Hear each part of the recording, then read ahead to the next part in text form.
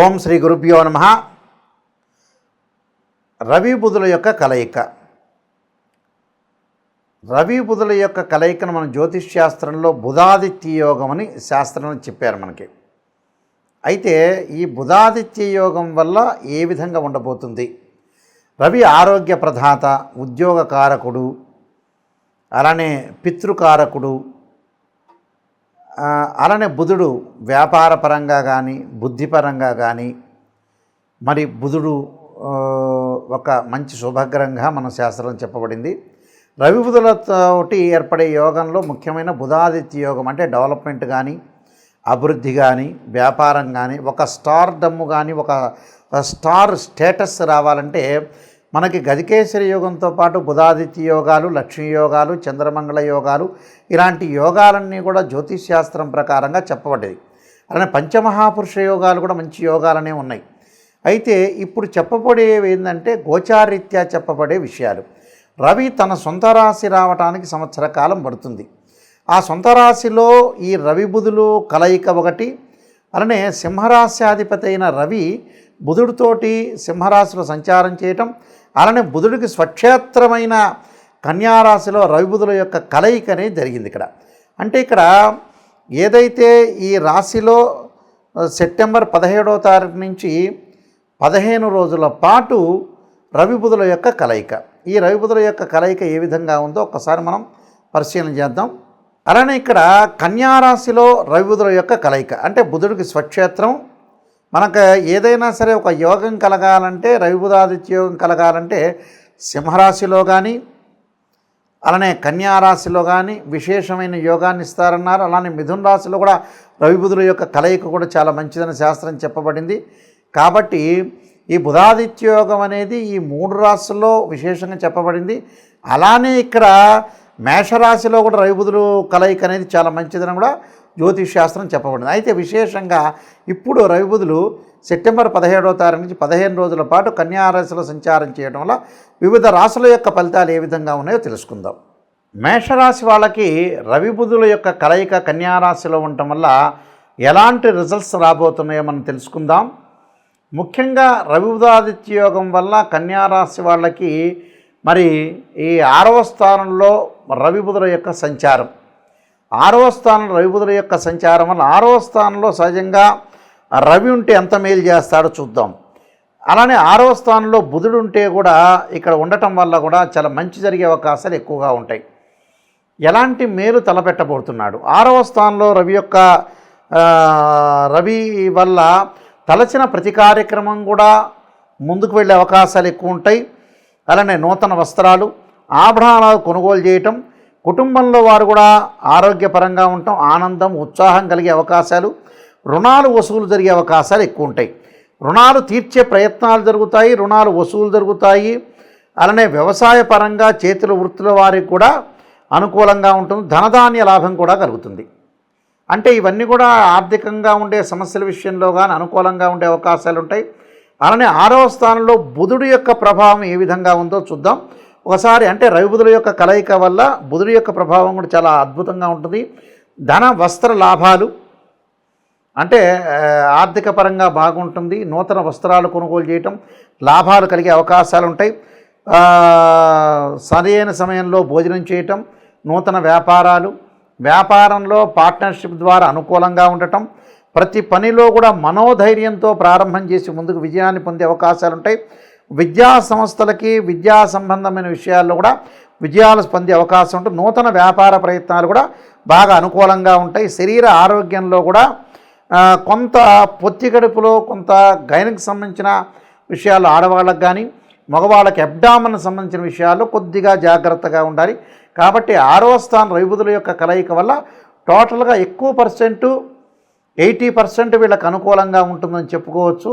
అంటే ఏదైనా సరే రవి బుధుల యొక్క కలయిక కన్యారాశిలో కలవటం వల్ల 6వ స్థానంలో ఉండటం వల్ల వీళ్ళకి మేలు జరిగే అవకాశాలు చాలా అద్భుతంగా ఉంటాయని చెప్పుకోవచ్చు. అంటే వాళ్ళు ఏదైతే ప్రతి తన పెడతారో ఆ పని వల్ల లాభం కలగటం ఒకటి, విజయాన్ని సాధించే అవకాశాలు ఎక్కువ ఉండటం ఒకటి, ప్రతి పనిలో కూడా ఉత్సాహము, నూతన వస్త్రాలు కొనుగోలు చేయటం, బంగారు ఆభరణాలు కొనుగోలు చేయటం, ఏదైతే క్రెడిట్స్ ఉంటాయో ఆ క్రెడిట్స్ అన్నీ కూడా వాళ్ళు తొలగించుకునే అవకాశాలు ఉంటాయి. అప్పులు తీర్చుకునే అవకాశాలు ఎక్కువ ఉంటాయి. ఏదైతే చేతి వృత్తుల వాళ్ళు ఉంటారు కొంతమంది, అలాంటి వాళ్ళ వల్ల కూడా ధనధాన్య లాభం కలిగే అవకాశాలు ఎక్కువ ఉంటాయి. ధనము ధాన్యం అంటే కన్ఫ్యూజ్ పడాల్సిన పని లేదు. మనీ అనేది ఇంక్రీజ్ అవుతుందని అర్థం. అంటే వాళ్ళకి ఆర్థిక సమస్యలు తొలగిపోవటమే కాకుండా ఉద్యోగపరంగా ఇబ్బందులు లేకుంటే ఆరోగ్యం అనేది కొంత మేలు జరిగే అవకాశాలు బాగా ఎక్కువ ఉంటాయి. అంటే ఇవన్నీ కూడా వాళ్ళకి జరిగే అవకాశాలు ఉంటాయి. కాబట్టి ఎలాంటి ఆలోచనలు చేయకుండా నూతన ఉద్యోగాలు చేరండి, నూతన వ్యాపారాలు, వ్యాపార పరంగా విస్తరణ పరంగా కూడా ముందుకు వెళ్ళాలి.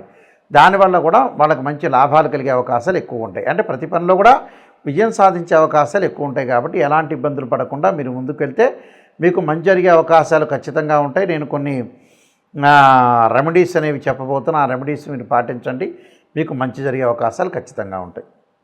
ఈ రాశుల వాళ్ళు ముఖ్యంగా రవి ఉద్యోగకారకుడు అంటారు, పితృకారకని ఇందాక చెప్పినట్టుగా ఈ రవి బుధుల యొక్క యోగం వల్ల కొన్ని సుఫలితాలు అనేవి చాలా ఎక్కువగా సుఫలితాలు జరుగుతాయి. అంటే ఉద్యోగపరంగా ఇబ్బందులున్నా, అలానే ఆరోగ్యపరంగా ఇబ్బందులు కలుగుతున్నా కూడా మీకు ఒక్కొక్క రాశి వాళ్ళకి ఒక్కొక్క రకమైన మేలు మంచి చెడులు చేసే అవకాశాలు ఉంటాయి. కాబట్టి ఖచ్చితంగా మీరు సూర్యుడి యొక్క అనుగ్రహాన్ని బాగా పొందాలన్నా, మంచి ఉద్యోగాలు లభించాలన్నా, ఉద్యోగపరంగా ప్రమోషన్ లాభించాలన్నా కూడా రవి యొక్క అనుగ్రహం కావాలంటారు. పాత రోజుల్లో మనం హస్తరేఖల్లో చూపించుకునేటప్పుడు సన్లైన్ అంటారు, సూర్యుడి యొక్క రేఖ ఉండాలంటారు. ఈ సూర్యుడి యొక్క రేఖ ఉండాలి అని అంటారు. ఎందుకంటే కారణం ఏంటంటే వృత్తిపరంగా అనుకూలంగా ఉండాలి. వృత్తిపరంగా అనుకూలంగా ఉంటే మనం ధనం వచ్చే అవకాశం ఒకటి ఉంటుందని అర్థం. దాన్ని మనం చూసుకునేటట్లయితే సూర్యుడు అనుకూలంగా లేకపోయిన వ్యక్తులు సూర్య నమస్కారాలు చేయటం, అలానే సూర్యుడికి సంబంధించిన హోమాలు చేయటం ఒకటి. మనకి నవగ్రహాల్లో సూర్యుడు ఉంటాడు. ఆదివారం రోజున సూర్యహోరని ప్రాతకాలంలో ఉంటుంది. నవగ్రహాల యొక్క ప్రదర్శన చేసి చక్కగా జపాకుసుమ సంకాశం కాశ్యపేయం మహాతుతిం తమోరిం సర్వపాపగ్నం ప్రణతోస్మి దివాకరం అనే మంత్రాన్ని చక్కగా చదువుకోవటం ఒకటి. వీలైతే ఆదిత్యాయుధ్నే సహస్రమూర్తాయ ధీమే తన్నో సూర్య ప్రచోదయాత్ అనే మంత్రాన్ని కూడా చక్కగా చదువుకోవచ్చు.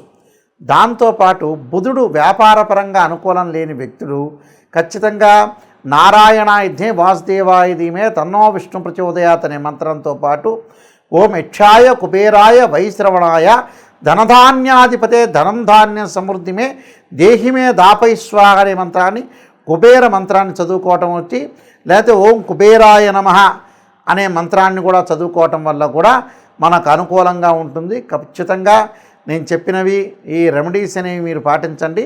రవి బుధుల యొక్క దోషం ఎవరికైతే ఉంటుందో ఆ దోషం తొలగిపోయి ఆరోగ్యము, ఉద్యోగము, వ్యాపార పరంగా అనుకూలంగా ఉండే అవకాశాలు ఖచ్చితంగా ఉంటాయి. ఇవి గోచారీత్యా చెప్పబడే ఫలితాల్లో ముఖ్యంగా మనకి రవి 3, 6, 10, 11 స్థానాల్లో సుఫలితాన్ని ఇస్తాడు వాళ్ళ రాశి దగ్గర నుంచి. బుధుడు వచ్చేటప్పటికి 2, 4, 6, 11 స్థానాల్లో బుధుడు మంచి ఫలితాన్ని ఇస్తాడు. ఎందుకంటే రవి యొక్క కారకత్వాలను కూడా మనం గమనించినట్లయితే ఉద్యోగానికి చాలా ఇంపార్టెంట్గా చూసుకుంటాం, బుధుడు వ్యాపారానికి చూసుకుంటాం. కాబట్టి వాళ్ళ జన్మరాశి నుంచి ఈ రాశిలో నేను చెప్పిన రాశుల్లో ఉంటే చాలా అనుకూలమైన ఫలితాలు జరిగే అవకాశం ఉంటుంది. సో ఉదాహరణకి ఒక రాశి వాళ్ళకి బుధుడు వాళ్ళ రాశి నుంచి లెక్క వేస్తే 2, 4, 6, 11 స్థానాల్లో ఉంటే అనుకూలంగా ఉన్నట్టు గోచారీత్యా. అలానే రవిగ్రహాన్ని కూడా మనం ఎలా క్యాల్కులేట్ చేస్తాము? 3, 6 అంటే 1, 3, 6, 10, 11 స్థానాల్లో ఉంటే మంచి సుఫలితాన్ని ఇస్తాడు సూర్యుడు. సూర్యగ్రహం అనేది అనుకూలంగా ఉంటుందని మనకు శాస్త్రం చెప్పారు. కాబట్టి ఇలాంటివన్నీ కూడా మీరు దృష్టిలో పెట్టుకోండి. ఇవన్నీ కూడా గోచారరీత్యా చెప్పబడే ఫలితాలు అంటారు. ఈ గోచారరీత్యా చెప్పబడే ఫలితాల్లో ముఖ్యంగా సూర్యభగవానుడు 3, 6, 10, 11 స్థానాల్లో మంచి శుభాన్ని ఇస్తాడని అర్థం. 1వ దానిలో కొంత మిశ్రమైన ఫలితాలు ఇచ్చే అవకాశాలు ఎక్కువ ఉంటాయి. కాబట్టి ఇక రవి బుధులు ఏదైతే వీళ్ళ కన్యారాశిలో ఉన్నారో నేను చెప్పిన మీరు ఏదైతే పరిహారాలని పాటించడం వల్ల కూడా విశేషమైన యోగాలు కలిగే అవకాశాలు ఎక్కువగా ఉంటాయి. అలానే విష్ణు సహస్రనామ పాలన చేసుకోవటం అంటే, లలితా సహస్రనామ పాలన చేసుకోవటం, సూర్య నమస్కారాలు. ఆ సూర్య నమస్కారాల్లో కూడా ఓం సూర్యాయ గ్రహాయ స్వాహ అనే మంత్రాన్ని చదువుకోవాలి. అంటే ఓం ఆదిత్యాయ అంటే ఆదిత్యాయ సోమాయ మంగళాయ చ బుధాయ చ గురు శుక్ర శనిభ్యచ్చ రాహవే కేతు అనే మంత్రాన్ని చదవటంతో పాటు ఓం సూర్యాయ స్వాహ అనే జిల్లేడు సమిధలతో హోమం చేయటం, ఎమ్మటే సూర్యగ్రహ ఇదన్నోమ అనే మంత్రాన్ని కూడా చదువుకోవాలి. అంటే ఏదైతే మంత్రం అనేది స్వాహాకారం చెప్పి త్యాగం చెప్తారు ఇదన్నోమా అని, ఆ మంత్రాలు మనం ఏదైతే విశేషంగా ఆదివారం రోజున ఓం సూర్యగ్రహాయ స్వాహ అని ఆజ్యం వెయ్యాలి జిల్లేడు సమిధుల మీద. ఓం సూర్యగ్రహాయ ఇదన్నోమా అనే మంత్రాన్ని కూడా చదువుకోవటం వల్ల కూడా మీకు మంచి జరిగే అవకాశాలు ఉంటాయి. ప్రతిరోజు కూడా ఒక 5 నిమిషాల పాటు సూర్యుడి యొక్క హోమం చేయండి, సూర్య నమస్కారాలు చేయండి. దానివల్ల విశేషమైన ఫలితాలు జరగాలని ఆశిస్తూ, మీకు పరమేశ్వరుడి యొక్క కరుణాకటాక్షం ఉండాలని ఆశిస్తూ, సర్వే జనా సుఖినో భవంతు.